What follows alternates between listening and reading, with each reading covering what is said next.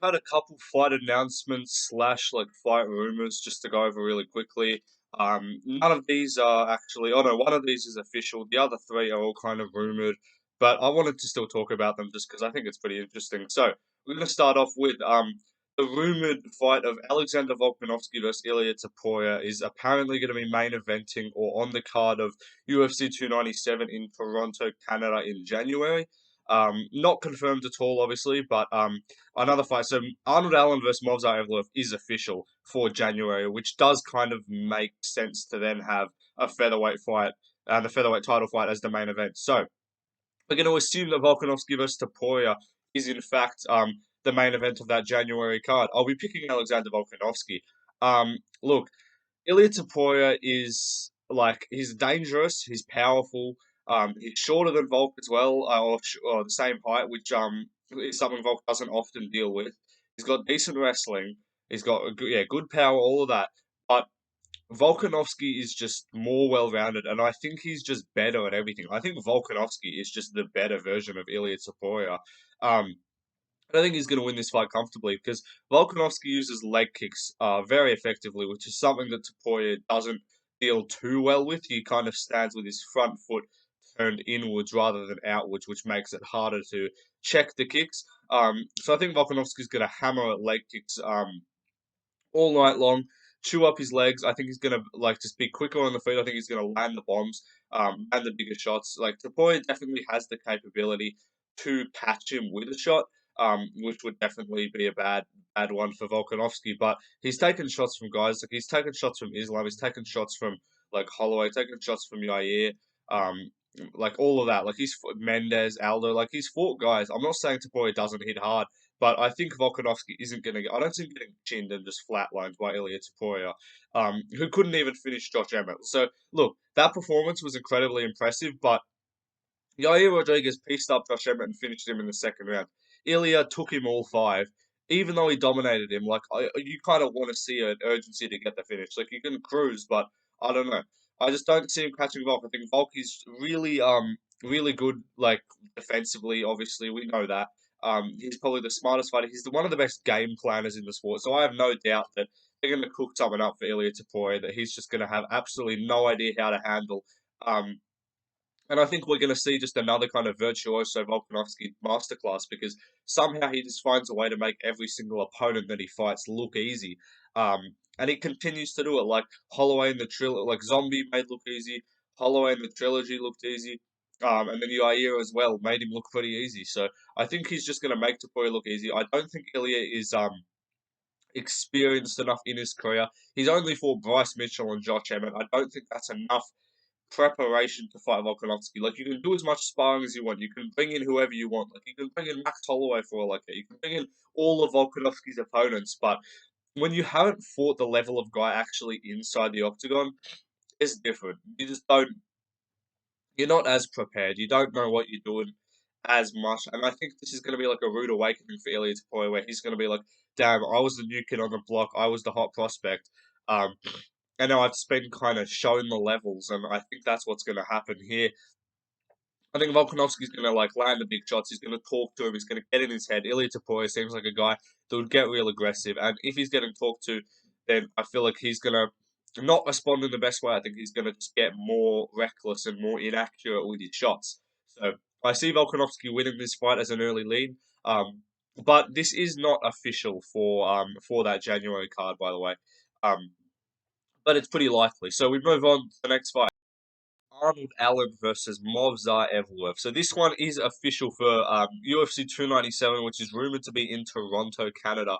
Um, and it's obviously likely to be as a feature fight or as a fight on the main card under Volkanovski versus Topuria. So the winner here could really be looking at a title shot if they're not too keen to give Volkanovski to Makachev. Like if timelines don't, or the winner of Oliveira versus Makachev, like if timelines don't match up there, or if they want to put Gaethje in there instead, or I don't know, they want to do like maybe Colby versus Islam or Colby versus Oliveira, anything like that, or Leon, like we might not be seeing Volkanovski Makachev till maybe later in the year, in 2024. So this one, the winner of this fight definitely could get a title shot. Like Evloev's beaten some guys. Allen's coming off a loss to Holloway, but he looked pretty good. Like he was the only guy that's fought Holloway apart from Volk that didn't get completely just destroyed.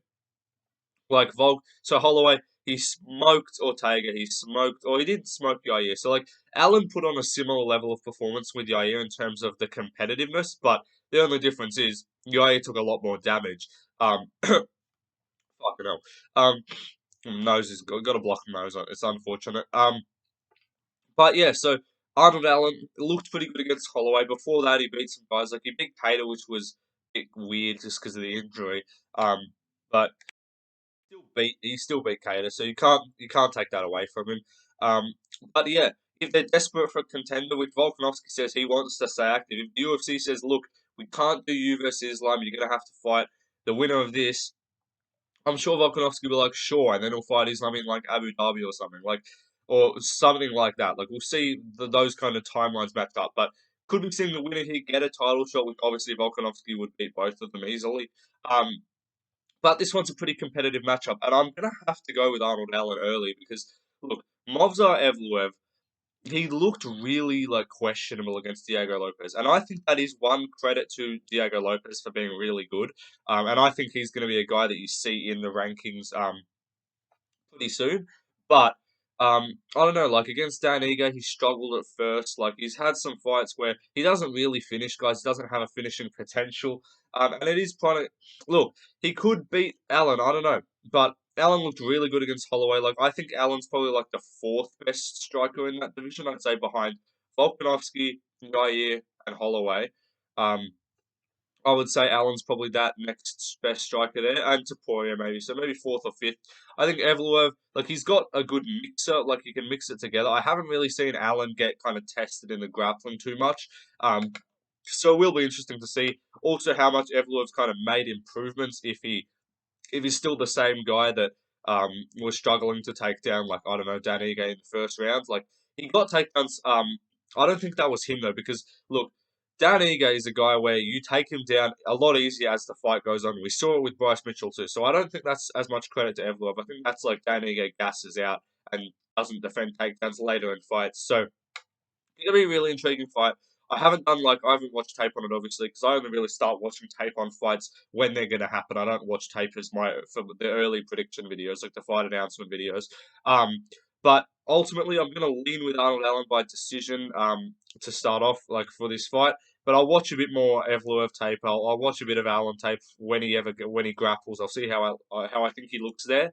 Um, and then I'll kind of decide. But this is a pretty good fight. I'm happy that they're like getting something that they could have a contender for Volkanovski. But we move on. Henry Cejudo versus Merab is also apparently rumored for that January card, that Toronto pay per view.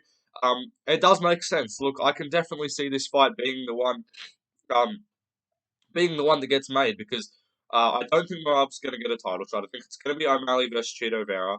Um, which could be on this card as well. You know, like that could be something that we see. I doubt it. Look, I think that would headline its own card probably, but this fight probably could decide who gets the next title shot. Like the UFC ain't going to be opposed to giving Cejudo a title shot. You know, Merab does deserve one as much as we don't like him because he's a gremlin. He does definitely deserve a title shot, but this fight, yeah, probably could decide a title shot after the winner of O'Malley versus Cheeto. Unless like I don't know, Aljo somehow like weasels his way back in there, or like I don't know if Song Yadong beats Peter Yan impressively, or Sandhagen can return quicker than expected. But ultimately, this is going to be like a real grappling fight. Like this is going to be Merab Dvalishvili is going to be the more conditioned fighter. He's going to have better cardio. Cejudo's got the better pure wrestling, which Merab is not really a grappler. He's more of like a cardio like pusher. He just runs at you, sticks his head in your crotch, and just fucking dominates you for 15 minutes with knees to the leg. Um, that's what Smarab's going to be doing here, and I think in a 3 rounder, that's going to be harder for him. I think 5 rounds definitely. The longer the fight goes, favors Marab. So 3 rounds, I think Cejudo's going to push for here, and I think the UFC will oblige. They're not going to be like that. The UFC wants Marab to lose. They don't want to give this guy a title shot. That will be dead as a pay per view fight. So I think they want Cejudo to win, but I could honestly see Marab just. He's more athletic. He's more like conditions. He's in his prime more than Cejudo, who's like 36. I'm pretty sure. Um, So I could see him just running cardio on Cejudo and just not letting him get anything going. I do think Henry's a better striker, and I think he's a better pure wrestler, but all the like actual attributes don't matter against Merab because he's got cardio, and that's like the one thing that matters when you're fighting Merab. You just need to be able to hold up the pace with him, which no one can. So I could see Merab just holding him against the fence, but if Cejudo, in his performance against Aljo, which wasn't the best, if that was a one-off and that was just because of the layoff, and then he's way better the next time he comes back, he definitely has the capability to beat Merab. If he can just keep him off him, if he knows how to just deal with Merab's constant clinch attempts, and then get the damage off in between when Merab shoots, because he shoots every like 30 seconds, so you just got to land big shots in between, then you can't wait. Um, but yeah, this is a dangerous one because Merab, it's probably not going to be the most entertaining fight. I'll be honest. It'll probably be like the feature fight of the pay per view. Hopefully this looks like a good one because if it's Volkanovski Topuria, Cejudo versus Merab, and then Evloev versus Allen, that's already better than the Canada pay per view this year that we had with Aldana and Nunes.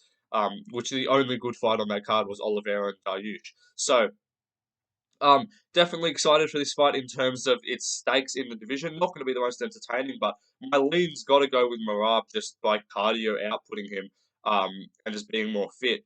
But Cejudo can win, and I do want Cejudo to win just because I don't like Merab, even though I don't like Cejudo, but I just don't want to see Merab succeed in life. Because he clearly doesn't want to succeed in life either. Otherwise, he would have taken a title shot against Aljo. So it's unfortunate that we're probably going to be seeing Merab as a champion in the future, but we can pray that he loses. But the final fight that is rumored or in the works is Beneil Dariush versus Arman Tsarukyan. Is in the works for the December pay per view. Which is crazy stacked if this ends up getting made for it.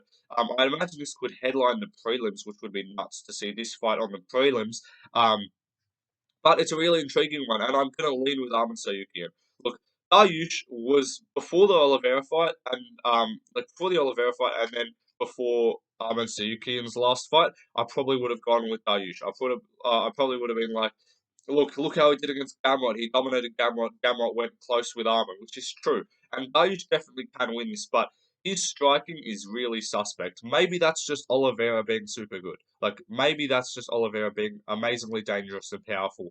But Arman, Arman is kind of sus on the feet too. So I think we're going to see more grappling here. But I do think that Arman's got the more explosive wrestling, the more explosive scrambles. I think he can grapple for longer than Dariush, I think. Um, and as the younger fighter, I don't know, Dariush has probably just got that put in his head. He's like, I'm not fighting for a belt now.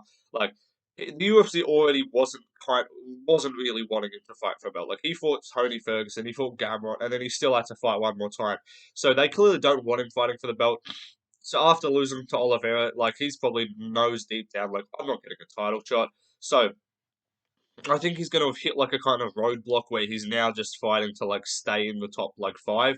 And I think Arman's coming up. I think even though he looked a bit weird in his last fight, I think you can credit that to like a short notice opponent. Like he had a fight booked previously and then kind of fell out, so it was tough. But I do think Sayuki's going to just find a way to win here. I think it's going to be like 29-28. He's going to do a little bit better on the feet. He's got good kicks. I like Arman Sayuki's kicks on the feet. And yeah, I just think he's going to kind of be more well-rounded and better across 15 minutes. But this fight on the prelims of a pay-per-view is honestly crazy. Because that card is stacked. The December card is amazing. But those are all the fight announcements, guys, or fight rumors. I'll see you in the next video. This was just a quick one for today. I'll do a PowerPoint video next because the last one did really well. Peace out.